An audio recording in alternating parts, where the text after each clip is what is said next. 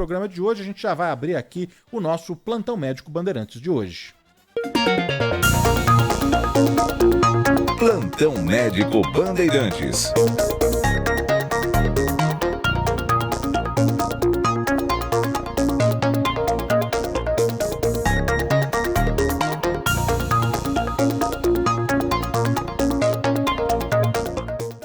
Bem, abrindo aqui ao vivo o Plantão Médico Bandeirantes de hoje, recebendo já em áudio e vídeo psicanalista, psiquiatra, professor da Casa do Saber, Marcelo Veras. Tudo bem, Marcelo? Tudo bem? Como vai? Seja muito bem-vindo, hein? Tudo bem, Danilo. Tudo bem a todos que estão nos ouvindo. Tamo aí. Eu tô da Bahia, gente, então daqui mando saudações. Que delícia, que maravilha. E te agradeço, né, desde já por ter aceitado aqui o nosso convite em participar ao vivo nesse sabadão aqui do programa para falar de um assunto importante, né, que é o transtorno bipolar, sobre a bipolaridade. Tem algumas séries, né, doutor, filmes que retratam essa condição, como Spin Out da Netflix. Tem uma outra que está fazendo muito sucesso também, que é a série Treta. Fala mais sobre a questão da raiva, os dois protagonistas ali, o homem e a mulher, eles têm já crises, né, e fala sobre a raiva, mas também dá para traçar um paralelo sobre a bipolaridade, a oscilação do humor, e não só isso. Mas eu queria começar perguntando se a bipolaridade ela é uma doença. Muito bem. Sim, existe um quadro específico, né, que a gente vai chamar de bipolar. Antigamente era PMD, né, a psicose maníaco-depressiva, e depois passamos a chamar de bipolaridade, que se manifesta como bipolar no sentido de que há certas elevações do humor, elações do humor, né? A pessoa fica mais excitada, inclusive, mais podendo levar a situações como gastos excessivos, um sentimento de autoestima muito bom, né? A pessoa se acha super poderosa, às vezes com uma fala muito acelerada, porque a fala ela não tem uma certa, digamos assim, uma certa cadência. A pessoa começa a falar um assunto, aí vai falando, aí fala em passarinho, aí ele vai mudar o tema, vai falar de ornitologia, por exemplo. Ou seja, ele vai ficar sempre meio muito lábil, né? E intercalado, no caso da bipolaridade, como a síndrome maior, intercalado, obviamente, com períodos depressivos que podem ser longos, mas normalmente são episódicos. Em casos raros, eu acredito que tanto na mania quanto na depressão, às vezes uma hospitalização vai ser eficaz, exatamente para fazer intervenções um pouco mais, né, até medicamentosas, né, com um controle maior. E em muitos casos não, é possível uma certa labilidade, a gente conseguir então um certo manejo clínico, né, com remédios tanto para o lado bipolar mania quanto o lado bipolar depressão, né? Qual é a grande questão, Danilo, que eu coloco, né, e que eu falo no curso da Casa do Saber? Eu faço um curso sobre loucura lá, onde eu tento expor exatamente que hoje em dia com o Google, né, com a imprensa, com a divulgação na mídia, se banalizou muito o conceito de bipolar. E aí qualquer pessoa que é instável, qualquer pessoa que tem uma oscilação de humor, aqui na Bahia a gente chama, por exemplo, pessoa que vira muito, a gente chama de calundu, a pessoa está de calundu, né? Ou então que a pessoa é meio lunática, que tem fases, são muito rapidamente diagnosticadas como bipolar e são medicalizadas, né? Então a bipolaridade ela existe, mas, por exemplo, dados que a gente consegue pela Organização Mundial de Saúde, a bipolaridade seria algo em torno de 140 milhões de pessoas no mundo, né? Ou que, quando a gente pensa uma população de 7 bilhões, seria menos de 1%, menos 0,5%, né? Da metade, ainda de 1%, que poderiam estar diagnosticadas realmente com bipolaridade. No Brasil, qual que é a porcentagem, doutor? O Brasil não tem esses dados aqui. Provavelmente porque é mais ligado à associação psiquiátrica, né? Como eu estou mais na área da psicanálise, eu não teria o dado imediato agora. Mas uma coisa eu garanto, o Brasil, como em outros países, o que eu vejo é um excesso de medicalização dos estados da vida, né? Hoje em dia, quem mais prescreve antidepressivos sequer são os psiquiatras, são os ginecologistas, os médicos clínicos, não é? Isso mostra que alguma coisa aí já caiu muito dentro da cultura. A gente tem que tomar um certo cuidado com isso. Então, o que a gente percebe é que, vou dar um exemplo, eu tinha um professor de psiquiatria aqui na Bahia que chamava a atenção dos maníacos de quinta-feira. O que significa isso? Terça-feira de carnaval, você chega na Praça Castro Alves, você chega aqui nas ruas de Salvador, tá todo mundo em mania. Tá todo mundo pulando em relação. Vai lá saber quem é doido, quem não é doido. Não tem como saber aquilo, né? Quem está ali no estado de alteração por conta de um excesso. Na quarta-feira, aí tem os entusiasmados e os nostálgicos né? Do carnaval que ainda estão ali pulando na rua. E esse meu professor antigo dizia que eram os maníacos, eram os que na quinta-feira ainda estavam pulando carnaval, e que esses era preciso ter um cuidado de saúde mental. Ora, isso, quando a gente pensa que o carnaval na Bahia agora dura 2 meses de relação, às vezes fica um pouco difícil identificar o que é uma hipomaníaca, ou seja, uma mania que não é muito acelerada, né, um quadro mínimo de excitação, do que é realmente a bipolaridade. Né? Doutor, mas eu estava lendo que existem pelo menos três classificações da bipolaridade, né? Poderia detalhar Tipo pra 1, gente? 2 e 13. Poderia Né? detalhar cada uma, por favor, doutor? Sim, o transtorno bipolar, que é considerado tipo 1, né, é onde tem esses episódios alternantes de depressão e hipomania, ou seja, uma mania que não é uma mania muito grande, e que inclui, por exemplo, também o transtorno ciclotímico, né? O transtorno ciclotímico, né, é aquele quadro de transtorno bipolar que é marcado mais por oscilações crônicas de humor. São aquelas pessoas meio viradas que, né, que você vê e que, no fundo, isso aí já é incorporado quase à personalidade da pessoa, né? E, nesse caso, é claro, a gente também percebe momentos de excitação e momentos de uma certa depressão, né?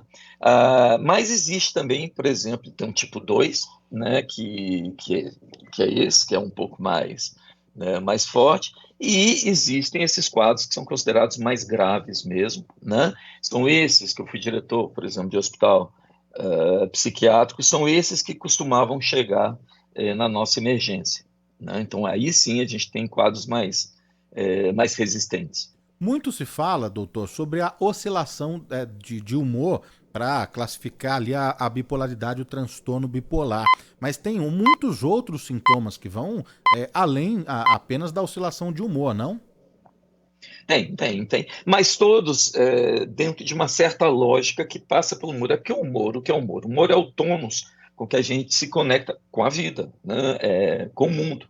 Né? Então, por exemplo, é claro, a gente pode ter alterações de apetite, a gente pode ter fadiga em excesso, né? Desânimos, às vezes, eventualmente, pensamentos suicidas, né? E pode se levar, eventualmente, a tentativas de suicídio, tendências a isolamento social, né? Tudo isso nessa fase meia depressiva, diminuição da libido, por exemplo, da capacidade né, de experimentar sensações agradáveis, né? E no outro polo, a gente vai ter, então, a mania, que é exatamente isso, às vezes um sentimento de extremo bem-estar, com essa aceleração do pensamento, agitação, diminuição de concentração, aumento de energia, sei lá, desinibição, onde a pessoa se coloca às vezes em risco, eventualmente até com uma desinibição sexual muito grande, que pode colocá-la em risco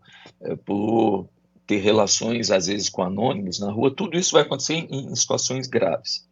Ora, o que acontece? Você percebe, Danilo, todo esse cortejo de sintomas que eu estou falando, todo mundo vai ter um pouco disso. Sim.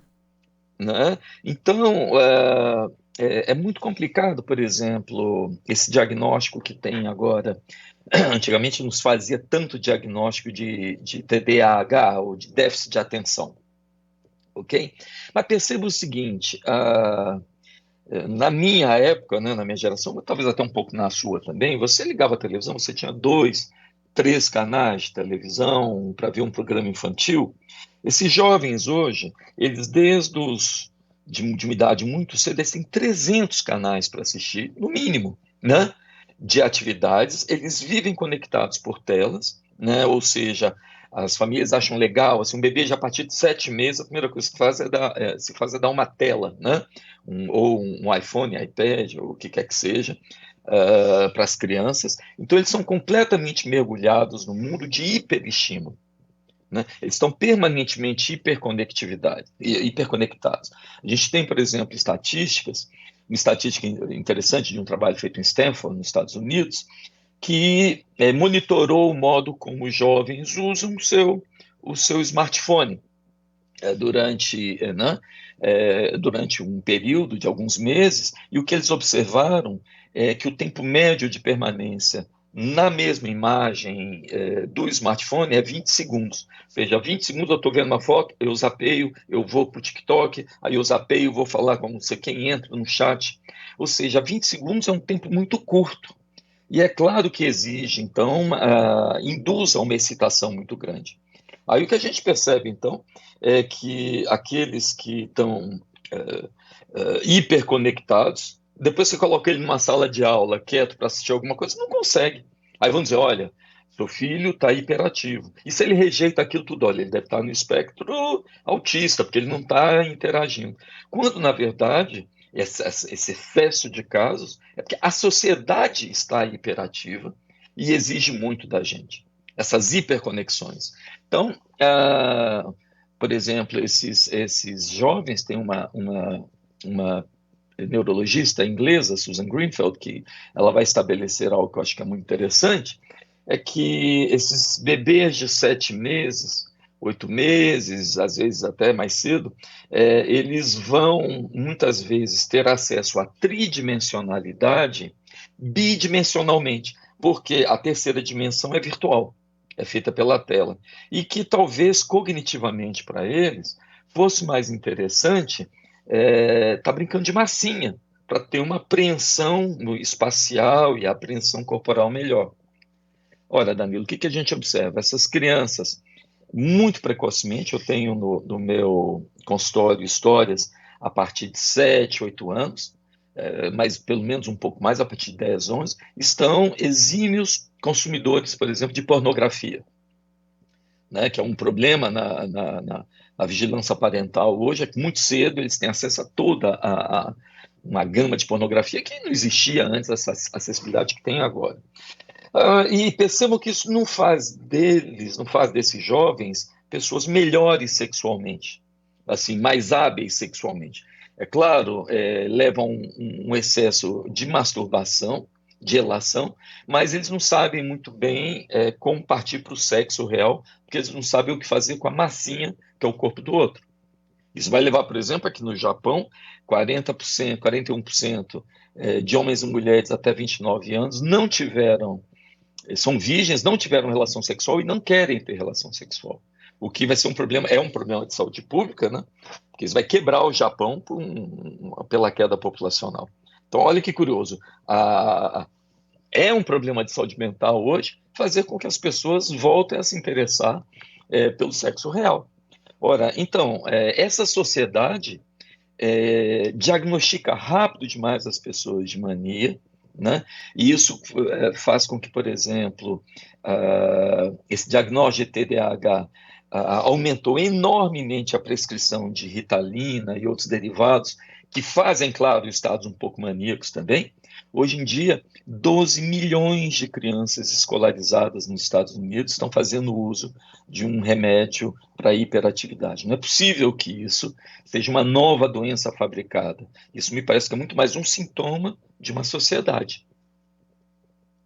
Estamos conversando aqui ao vivo na Rádio Bandeirantes com o Dr. Marcelo Veras, que é psiquiatra, psicanalista da Casa do Saber. O tema de hoje do nosso plantão médico é bipolaridade, o transtorno bipolar. O que já tem de pergunta, de dúvidas, hoje a Maria Eugênia Cotati está aqui na coordenação de estúdio e já está aqui recebendo as mensagens. Tem mensagem de texto, tem mensagem de áudio, a gente vai repassar todas elas em instantes aqui para o Dr. Marcelo Veras. Pessoal perguntando sobre tratamento, sobre medicação, se tem cura, a gente vai repassar tudo aqui para o Dr. Marcelo Veras, não é? Cumprimentar o pessoal do nosso chat do YouTube, o Vivaldo Junqueira está ouvindo a gente em Santos, o José Polidor conosco aqui também, a Maria de Lourdes Tozelli, o Romeu Mota Castanha, Cida Luz Zumira, o Júlio César Francisco Silva, o Ricardo Schinenberg ouvindo a gente em Santa Catarina, a Kátia Martins, a Maria José, Maria Zélia, Toninho Scatena, Marina Queiroz, Raquel Forte, muita gente aqui que a gente vai, ao longo do programa, colocando mais da participação do ouvinte Bandeirantes, né? Antes de colocar aqui as mensagens de áudio, doutor, queria saber a diferença. É claro que para um leigo acho que é mais difícil, né? Conseguir diferenciar a bipolaridade, o transtorno bipolar, de um quadro de depressão e do borderline. Uhum.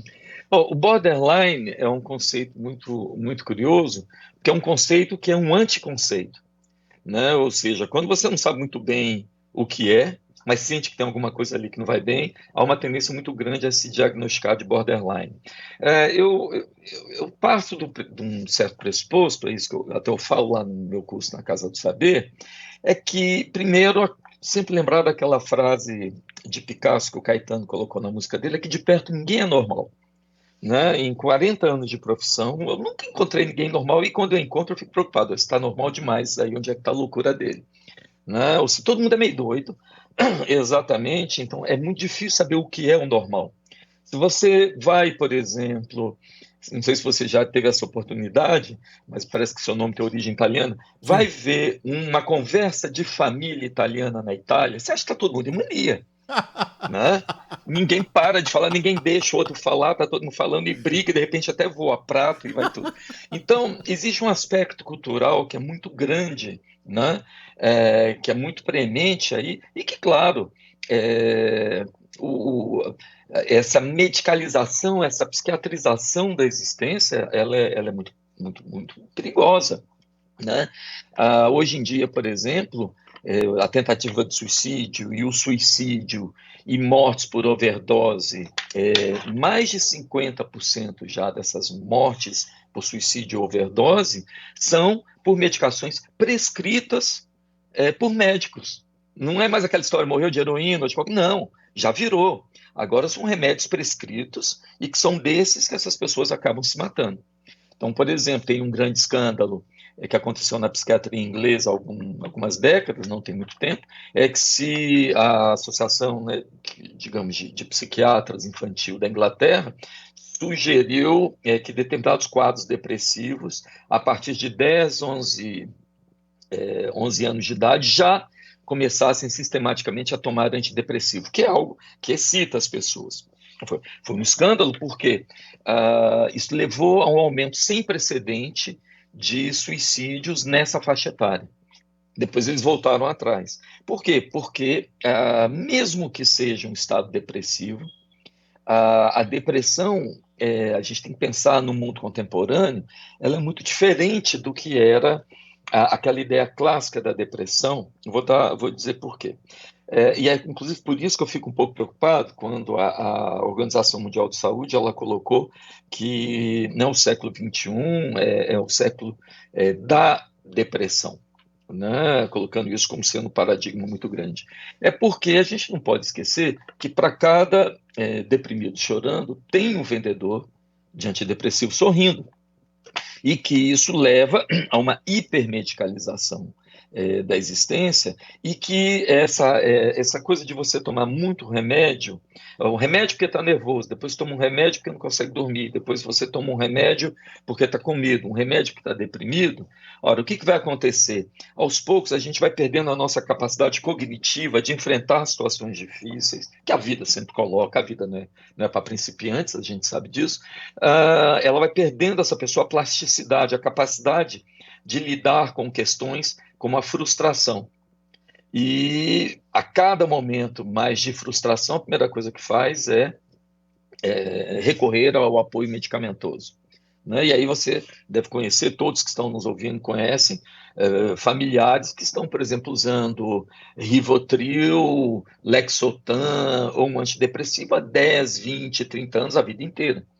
Na hora que a gente introduz alguém nesses medicamentos, a maior dificuldade que eu tenho num programa que eu tenho na Universidade Federal da Bahia, a gente lida com 60 mil pessoas, né? É um grande programa que eu coordeno, né? Que é o PSIL. A maior dificuldade é desmedicalizar. É as pessoas entenderem que é algo que se perdeu um pouco a apreensão, que é o que é frustração. E é claro que a frustração aumenta no mundo contemporâneo quando todo mundo vai colocar foto no Instagram rindo, alegre. Parece que se você entra no Instagram, por exemplo, está todo mundo feliz. Né? E aí aquela pessoa que não se sente tão feliz quanto, que é a pessoa real, ela fica se tomando como modelo aquelas pessoas com barriga tanquinho, que está com um carro de não sei quantos milhões. Quando começam a juntar, isso é claro que faz uma sociedade de frustrados. Então, o meu cotidiano, né, é muito mais que eu vejo de frustração, né, do que propriamente de depressivos. Agora, é claro, a depressão ela pode ser bastante, né, em alguns casos, ela é bastante séria, e é isso que eu falo. Exatamente porque a depressão é séria, uma tentativa de suicídio é sério, não se pode, por exemplo, simplesmente diagnosticar todo mundo. Porque aí, nos casos que realmente precisam de intervenção, a gente perde um pouco a mão. Queria começar a colocar a participação do ouvinte Bandeirantes, muitas dúvidas, muitas perguntas sobre bipolaridade, né? O Gilberto Almeida do Jardim Universal está aqui conosco, a Loreta Bellini, junto com a Auri Lúcia, Denise Corrochano. Vamos colocar aqui a primeira que chega via WhatsApp, vamos lá. Bom dia, Danilo. Roberta de Imbuguaçu, parabéns, parabéns, parabéns. Você é um profissional excelente, sabe? Te admiro muito, te acompanho há pouco tempo, mas a minha admiração por você, ela é gigante. Um abraço e novamente parabéns. Opa, obrigado, Roberta. Bom dia, Danilo. Roberta de Imbuguaçu, bom dia, doutor. É muito difícil, porque assim, eu demorei para entender que eu tinha isso, né? Eu tomo Centralino, tomo algumas outras medicações, mas assim, as pessoas que estão ao meu redor, elas não entendem, elas falam assim, falam para mim que isso é uma loucura. Como que pode uma pessoa que está bem, passa meia hora, a pessoa já se transforma? E eu fiquei um pouco agressiva, eu percebo quando eu me transformo assim, né? Do nada, eu tô bem, tô feliz, tô sorrindo, daqui a pouco eu já mudei totalmente. Isso me faz muito mal. Será que isso tem realmente tratamento? Porque tem judiado demais de mim. Um abraço. Doutor, aproveitando o relato aqui forte da nossa ouvinte, não é? Ela pergunta se tem tratamento, se tem ajuda, já passo a palavra para você, doutor, mas é rápido mesmo a mudança? Uma hora a pessoa tá lá comemorando, celebrando, dançando, cantando, tá feliz e no instante ela já tá depressiva, ela já tá triste, angustiada ou até com sinais de agressividade, como a ouvinte colocou. É rápido mesmo a mudança, doutor? É, Existem aqueles que são chamados de cicladores rápidos. São aqueles que efetivamente viram muito rapidamente, que também é um grande problema na clínica. Por quê? Porque, por exemplo, uma pessoa bipolar grave chega no consultório, chega, né, num hospital, numa emergência psiquiátrica, no atendimento do SUS que seja, deprimida, às vezes gravemente deprimido, e é preciso entrar com uma intervenção com um antidepressivo para essa pessoa naquele momento, para tentar tirá-la. E o que vai acontecer às vezes? Se exagera na dose do antidepressivo, a pessoa vira para a mania, não sei se está entendendo, quer dizer, o próprio remédio já induz essa viragem, essa saída, essa báscula, né, do que é um quadro depressivo para um quadro maníaco. Né? Ora, esses quadros, quando eles são graves, né, como eu estava ouvindo agora aqui, né, esse testemunho, são quadros que exigem um manejo, principalmente no caso da irritabilidade, a agressividade, quando é por esse modo que se expressa a mania, por exemplo, acontece isso, não é uma agressividade programada, por exemplo. Uma pessoa em mania, ela não é uma pessoa que vai chegar, atirar em alguém específico, não existe nada disso. Ela vai ficar simplesmente agressiva, na maioria das vezes, raríssimas vezes eu percebi uma agressão física, muito mais agressão verbal, porque o problema é a aceleração do pensamento. Nesses casos, eu sempre percebo que a maior dificuldade não é tanto com o paciente, que ele, quando nos vem, a gente vai tentando controlar, mas é quem está ao seu lado. As pessoas começam a ficar muito intolerantes, né? Com quem tem alguma questão, a saúde mental está um pouco abalada. É exatamente o que eu ouço muito. Olha, as pessoas me dizem assim, é porque você não tem fé, ou então, não sei por que você está deprimido, se você tem tudo que você precisa na vida, né? E esse sentimento, então, que é um sentimento, às vezes, de melancolia, ele passa a não ser conectado com uma compreensibilidade. O que significa isso? É que ele é um sentimento tão íntimo, tão interno, que os dados da realidade não batem muito com o que tem. Então, as pessoas analisam ali a realidade daquela pessoa, mas esquecem que tem uma certa intimidade, né, no seu modo de ser, de sofrimento, e que, é claro, ele nunca vai ser puro, uma doença pura. É claro que é uma mescla de sintomas, né, de sintomas ligados, talvez, à doença bipolar, com a personalidade da pessoa e a história de vida da pessoa, né? Tem pessoas que têm uma história de vida muito, muito traumáticas, assim, uma vida muito difícil, e que não são deprimidas por causa disso, né? Por exemplo, a anorexia. Né? A anorexia, como a gente vê acontecendo nas últimas décadas, né? Jovens anoréticas, a gente vê que praticamente não existe essas anoréticas digamos assim, nos níveis mais populares, onde a questão financeira é muito grande, a falta de dinheiro da classe D, que por aí vai, a gente percebe muito mais até a anorexia nas pessoas que têm tudo, né? Nisso que são consideradas essas pessoas que não têm grande problema financeiro.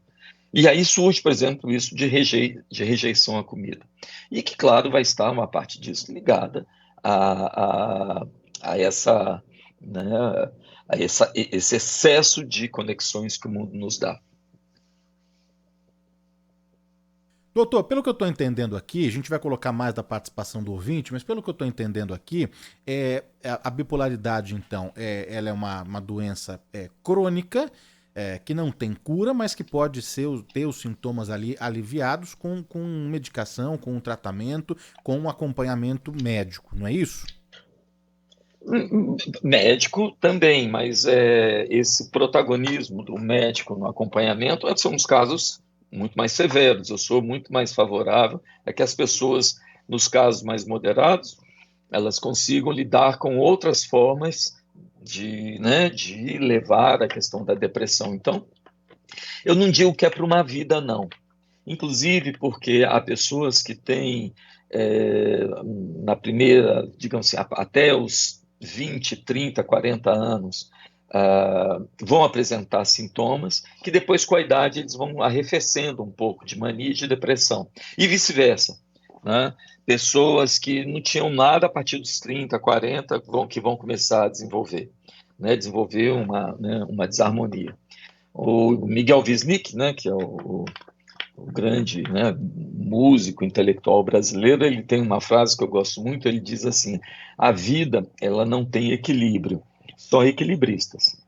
Somos todos, então, um pouco equilibristas, e aí o acompanhamento, e o psicólogo, o psiquiatra, que estiver acompanhando essa pessoa, deve tentar entender, e é por isso que é preciso, né, um certo tempo, aquilo que pode desestabilizar ou não aquela pessoa singularmente, né?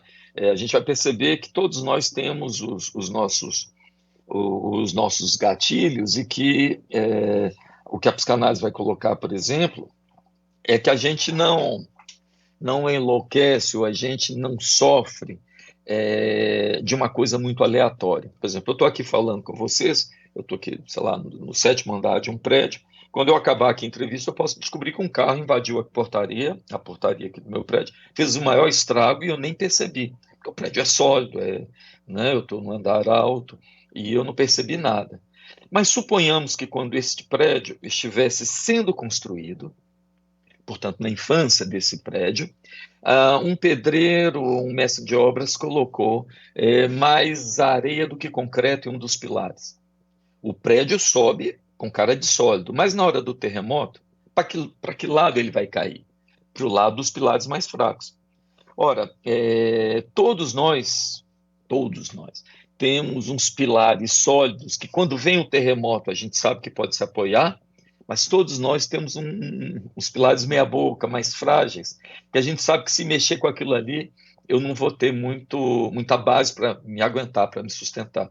Então, é um processo investigativo que a gente tem que ter, né? Eu me lembro de um caso de uma paciente que ela tinha 5 ou 6 filhos, e demorou algum tempo para entender que ela entrava em depressão profunda quando ela descobria que um dos filhos, e depois a gente foi vendo, ia se casar ou ia fazer uma faculdade fora.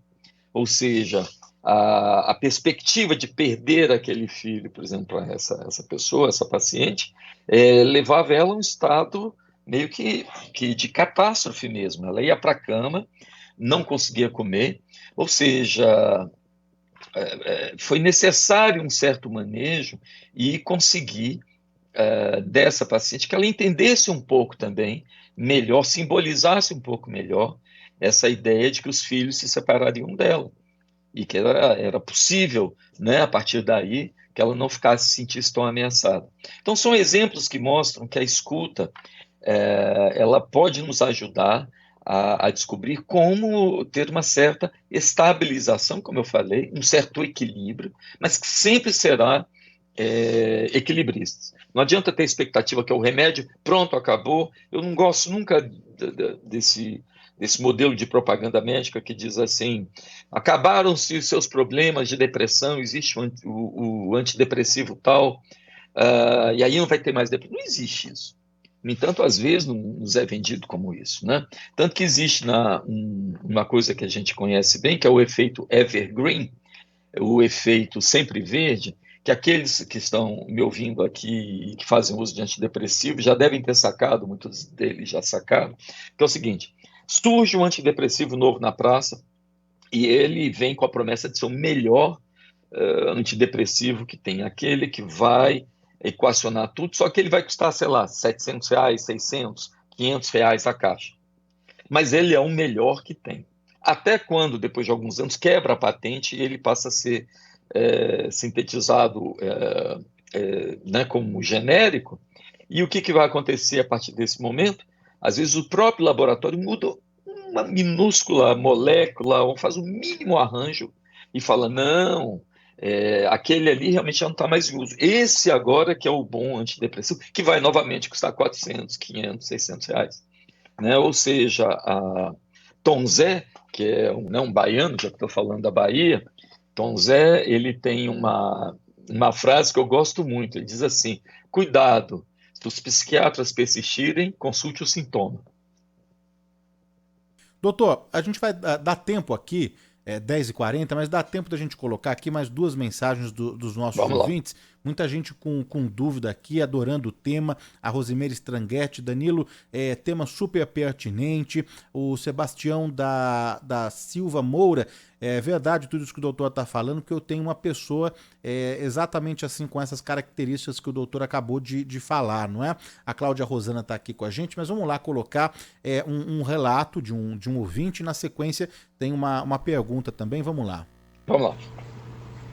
Bom dia, Danilo. Que maravilha trazer uma pessoa especializada em bipolar. André aqui de Jundiaí. Eu tenho 2 filhos. Tem um que é solteiro, tem 43 anos, ele mora comigo. Esse filho que mora comigo é totalmente assim, assim, diferente, tipo, como assim?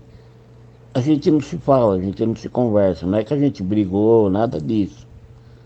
É assim, ele trabalha às vezes aqui de casa ou às vezes ele vai na fábrica. E você vê ele conversando no telefone, ele é uma pessoa totalmente diferente. Você vê ele conversando com os amigos ou com qualquer outra pessoa, ele conversa normal, ele sorri. Que a gente praticamente quase não fala. E de vez em quando a gente vai almoçar fora, num restaurante aqui no Pesqueiro, dá mais ou menos 20 minutos para ir, 20 minutos para voltar. A gente vai lá, não abre a boca dentro do carro, acaba de almoçar, a única coisa que ele fala é: vambora. A gente vem embora, volta e não se fala nada. E até outro meu filho também fala: nossa, como ele é estranho, como ele é esquisito. As pessoas comentam isso, entendeu? Isso vem a ser uma pessoa bipolar. Uma hora ela está de um jeito, outra hora ela está com outro jeito. Obrigado, bom dia. E aí, doutor, de que forma que a gente pode ajudar esse ouvinte, hein? Pois é, esse é o caso por excelência, que eu diria que não se trata de uma bipolaridade com um retraimento social, porque é seletivo demais. Né? Uma pessoa que consegue ter amigos, consegue se socializar, mas é num ambiente mais familiar, mais restrito, que ele tem esse certo retraimento. Então, é claro que a gente percebe, um caso como esse, que houve na constituição, na história de vida daquela pessoa, alguma coisa que fez com que ela ficasse ali ah, com mais dificuldades dentro do ambiente, no ambiente doméstico, do que fora. Né? Como tem pessoas que, ao contrário, que se sentem muito bem em casa, falam com todo mundo e que têm um sofrimento subjetivo enorme no trabalho, na escola, em algum outro lugar. Então, situações como essa, eu não considero, por exemplo, uma depressão dentro de uma bipolaridade. Me parece que são muito mais conflitos que foram sendo criados e dificuldades internas de se abrir, às vezes, com as pessoas que estão mais próximas, né? Mas não tem aquele padrão, que é um padrão de uma aceleração sem essa seletividade. Por exemplo, uma pessoa que chega para mim e fala da depressão, que está extremamente depressiva, né? Que está mal, né, que não está muito bem. Só que, ao mesmo tempo, você ouve na escuta, vê que ela está muito bem arrumada, ou seja, que ela foi no salão, às vezes, de beleza antes, e que a imagem dela não condiz com o sentimento que ela está sofrendo. Né? Ou seja, normalmente em casos assim, isso que é chamado de depressão é tristeza mesmo. Né? Assim como retraimento social, não necessariamente, né, como no caso que a gente ouviu, precisa ser uma doença. Não quer dizer que não tem que ser tratado. Assim, não é tratado com remédio, tem que ser abordado, tem que ser pensado, refletido um pouco isso. Mas a gente não pode dizer, é, em casos assim, que o padrão é muito, por exemplo, a pessoa não come nada, tá mal, tá deprimido. Aí, de repente, chega alguém de fora, ou um filho que ela não sabia que estava ali, a pessoa fica alegre, feliz, rapidamente. Isso me parece que é muito mais indicativo de uma tristeza, de uma frustração com a vida, que todo mundo tem suas frustrações na vida, algumas vidas são muito mais duras do que para outras pessoas são, do que propriamente um processo psiquiátrico, um transtorno psiquiátrico. Dá tempo de mais uma aqui. O Guga de Ribeirão Pires está aqui conosco, também mandou mensagem. Maria Neliane Dias, a Ana Paula Duenhas de Santos. Esclarecedora a entrevista do Dr. Veras, estou acompanhando aqui atentamente. Eurides Machado, que bom que vocês estão falando sobre esse tema, eu necessitava ouvir.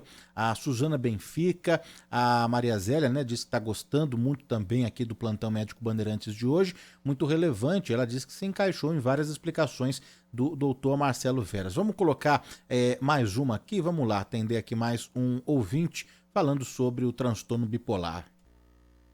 Bom dia, Graça, uma dúvida. Toda oscilação de humor é bipolaridade? É considerada como bipolaridade? Porque muitas vezes, em 24 horas, né, no dia, você é surpreendido por alguns fatos, alguns fatores que te desagradam. Então você fica triste, depois você fica, alegre, se conforma, enfim. Seria traço de bipolaridade ou não? Muito obrigada. Sim, um bom dia, um bom fim de semana a todos. Desculpa não me identificar, meu nome é Silvia. A Silvia, doutor. Silvia, como você conseguiu captar tão bem isso que eu estou tentando dizer nessa entrevista? É exatamente isso. Não podemos. A bipolaridade ela é muito menor. O que eu falei, no mundo de 7 bilhões, no mundo inteiro de 140 milhões, não quer dizer. É uma quantidade muito menor. No entanto, pessoa que cicla assim, de humor, que muda de humor, eu acho que até nós mesmos mudamos de humor e muitas vezes não sabemos o que é. A psicanálise ela trata exatamente da ideia de que temos o inconsciente. Às vezes tem alguma coisa que está nos perturbando ou nos irritando, mas que a gente nem sequer assume para si mesmo, né? Mas isso não quer dizer que no inconsciente aquilo não esteja trabalhando e fazendo com que a pessoa ela vá reagir ou com irritação, né, ou com depressão, né? É muito comum. A pessoa sequer ela tem consciência, mas no inconsciente aquilo está funcionando. Então, é fundamental, porque é exatamente, Silvia, essa parcela da população que me preocupa muito quando ela é medicalizada. Porque isso vai fazer com que, inclusive, como eu falava aqui na Bahia, esses calundus, essas altos e baixas, essas alternâncias, elas fiquem muito mais reféns da medicação do que propriamente de uma tentativa de passar isso pela palavra, pela consciência, fazer com que aquilo venha à tona. E o que a gente percebe é que, então, que há uma franja populacional muito maior de pessoas que não deveriam estar usando remédios para que os remédios fossem direcionados para aqueles que realmente encontram um quadro grave que precisam dele.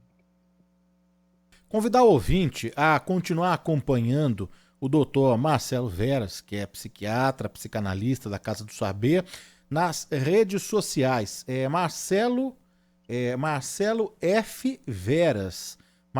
De Frederico. Marcelo F. Veras. Então, Marcelo F. Veras no Instagram. Marcelo F. Veras no Instagram, nas redes sociais todas. A Casa do Saber também, com cursos online, conteúdos também ali da Casa do Saber, com vários professores, como o Marcelo Veras. É Casa do Saber no Instagram, Casa do Saber. Registrar aqui mais dos ouvintes, não é? Tem muita gente que a gente não vai conseguir aqui atender e colocar as mensagens. O Marcelino Lupe, não é isso? Deixa eu ver aqui se é isso mesmo. Marcelino Lupe, exatamente, o Regis, corintiano de Osasco, o Clodoaldo, a Silvia Stanzioni, a Ana Maria Moraes de Santos, o Ricardo Sanches, a Nelly Melo também aqui conosco, quem que mandou mensagem? A Vera também, Vera Pirillo, a Cláudia Rosana, já falei, a Marisa Souza, Cecília Valverde, a Margarete Oda, Jorge Camargo, Ana Cristina Souza, Luísa de Jesus Silva, alguns dos nossos ouvintes que estão aqui participando conosco. O Nelson Valente, o professor Nelson Valente mandou mensagem aqui, que é colega, ele é psicanalista, não é? Ele apagou aqui a mensagem, mas deu para ler, acho que era psicanalista, não é isso? O professor Nelson Valente pode aqui mandar novamente a mensagem para a gente fazer o registro. Doutor, queria te agradecer demais, viu, pelo tempo, pela disponibilidade. A Claudete Aparecida Esteves, parabéns pela entrevista, muito bom o doutor explicando. A Wanda Oliveira poderia ter continuidade. Vamos, prometo que a gente vai voltar a falar sobre isso. O tempo é apertado mesmo, mas deu para, em torno de 1 hora ali, o doutor colocar os principais pontos e esclarecer as principais dúvidas também sobre o transtorno bipolar. Obrigado, viu, doutor, por ter aceitado aqui o nosso convite e participar ao vivo do Bom e do Melhor e do quadro aqui do Plantão Médico Bandeirantes. Pois muito obrigado a todos. Como você mesmo falou, eu costumo responder alguma pessoa que tiver alguma dúvida no próprio Instagram, eu posso responder.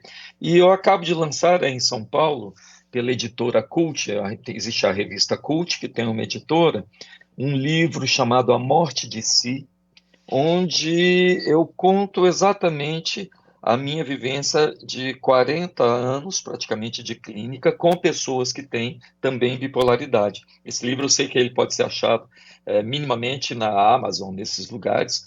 Ele esgotou já algumas edições, mas eu soube que já está restituído. Então, muito obrigado e vamos sim, à disposição para outros papos. Então o livro aqui, reforçando, se chama A Morte de Si, do professor Marcelo Veras, não é isso?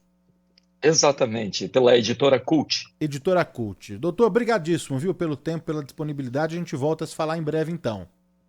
Até mais a todos que estão me ouvindo e a você, Dan. Um abraço grande. A gente vai para